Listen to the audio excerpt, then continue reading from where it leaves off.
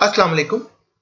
इस वीडियो के अंदर हम 8051 के एक इंपॉर्टेंट रजिस्टर के ऊपर बात करेंगे जो कि है प्रोग्राम स्टेटस वर्ड रजिस्टर।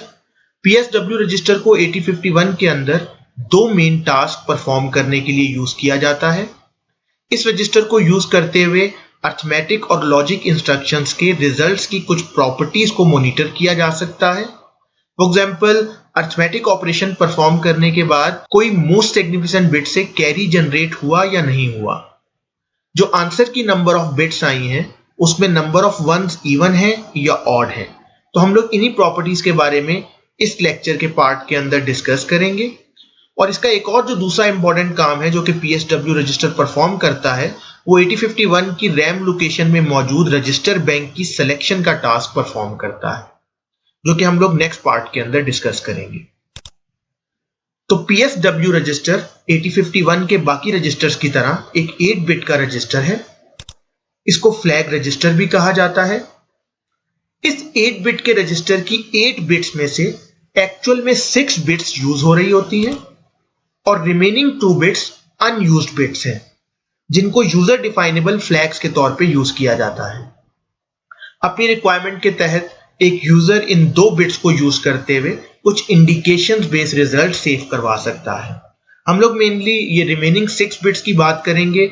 इन 6 बिट्स में से भी अगर स्टेटस इंडिकेटर की बात की जाए या फ्लैग्स की बात की जाए तो ये सारी के सारी फ्लैग्स की बिट्स नहीं है। इन 6 में से टोटल 4 बिट्स को रिजल्ट्स इंडिकेशन के लिए यूज किया जाता है। पीएसडब्ल्यू रजिस्टर एक बिट एड्रेसेबल रजिस्टर है, जिसका मतलब यह है कि इसकी सिंगल बिट्स को भी एक्सेस किया जा सकता है और सिंगल बिट्स के ऊपर कंडीशन लगाई जा सकती हैं, उनको सेट किया जा सकता है, क्लियर किया जा सकता है। तो यहां पर अगर हम लोग देखें तो पीएसडब्ल्यू रजिस्टर की जो 0th बिट है बेसिकली उसके अंदर पैरिटी फ्लैग की इंडिकेशन सेव की जा रही होती है। इसी तरह से जो पीएसडब्ल्यू की 2nd बिट है उसके अंदर ओवरफ्लो की इंडिकेशन या ओवरफ्लो की फ्लैग की वैल्यू सेव हो रही होती है। और इसी तरह से लास्ट 2 बिट्स के अंदर ऑक्सिलरी कैरी और कैरी फ्लैग की वैल्यूज सेव हो रही होती हैं।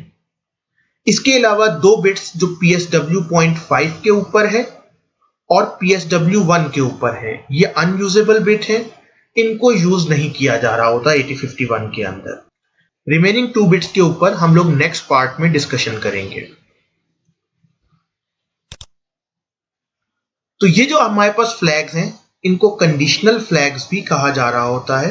बेसिकली ये कुछ कंडीशंस को इंडिकेट कर रहे होते हैं, रिजल्ट्स की कुछ वैल्यूज को, प्रॉपर्टीज को इंडिकेट कर रहे होते हैं।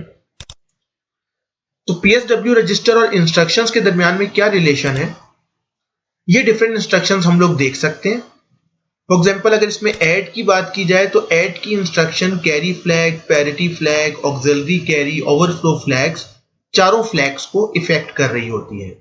लेकिन कुछ इंस्ट्रक्शंस ऐसी भी हैं, फॉर एग्जाम्पल अगर हम लोग बात करें डिवीजन की तो डिवीजन के केस में कैरी फ्लैग 0 होता है और सिर्फ ओवरफ्लो फ्लैग की इंडिकेशन यूज की जा रही होती है।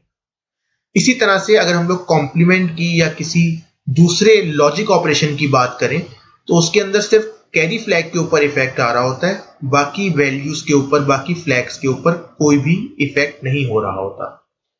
तो हमारी नंबर ऑफ इंस्ट्रक्शंस और टाइप ऑफ इंस्ट्रक्शन के ऊपर डिपेंड करता है कि हमारी कैरी फ्लैग की या बाकी फ्लैग्स की वैल्यूज के ऊपर क्या इफेक्ट पड़ा है। इस पार्ट के अंदर हम लोग ये देखेंगे कि इंस्ट्रक्शन के परफॉर्म होने से फ्लैग की वैल्यूज कैसे चेंज होती हैं और हम लोग उनको कैसे ऑब्जर्व कर सकते हैं। बेसिकली यहां पे कहा गया है show the status of carry flag, auxiliary flag and parity flag after the addition of 2 hexa values हैं 38H एंड 2FH। इनको ऐड करने के बाद असेंबली का कोड इसका ये होगा कि हमें 38 की वैल्यू पहले A में मूव करनी होगी और फिर 2F के साथ हमें ऐड की कमांड के थ्रू एडिशन परफॉर्म करनी होगी। अब अगर हम लोग देखें, वैसे तो इन नंबर्स को हेक्साडेसिमल के अंदर ही ऐड किया जा सकता है, लेकिन बाइनरी के अंदर अगर एडिशन परफॉर्म करेंगे तो हमें फ्लैग्स की वर्किंग ज्यादा बेहतर समझ आएगी। तो बेसिकली 8 बिट के ये 2 नंबर हैं, 38H को भी अगर हम लोग कन्वर्ट करें और 2FH को भी अगर हम लोग कन्वर्ट करें तो ये 2 8 बिट की हमने एडिशन परफॉर्म करनी है। अगर सबसे फर्स्ट बिट को D0 कहा जा रहा है और सबसे लास्ट बिट को D7 कहा जा रहा है, तो D0 वाली बिट्स को पहले ऐड किया जाएगा और स्टेप बाय स्टेप आगे प्रोसीड किया जाएगा। तो सबसे पहले अगर 0 1 को ऐड किया तो आंसर आता है 1। एडिशन के केस में बाइनरी वैल्यूज ऐड की गई हैं। इसी तरह 0 1 को ऐड किया गया तो आएगा 1, फिर 0 1 को ऐड किया गया तो आएगा 1, 1 1 को ऐड किया गया तो आएगा 0 और एक कैरी आगे जनरेट होगा। तो बेसिकली ये कैरी D3 बिट से जनरेट हुआ और D4 बिट को कैरी दिया गया। जब भी आपके नंबर्स की फोर्थ बिट से कैरी जनरेट हो रहा हो, जिसको निबल बिट भी कहा जाता है, तो इस केस में ऑक्सिलरी कैरी फ्लैग ऑन हो जाता है। ऑक्सिलरी कैरी फ्लैग हमेशा तब ऑन होगा जब D3 से D4 की तरफ कैरी जनरेट हो रहा होगा। इसी तरह अब इस फोर्थ बिट के पास 1 0 है और एक कैरी की वैल्यू आई है। 1 1 को ऐड करने पे आंसर आएगा 0, एक कैरी आगे जनरेट हुआ। 1 1 1 को ऐड करने पे आएगा 1 और जो कैरी जनरेट हुआ 1 0 0 को ऐड करने पे आएगा 1।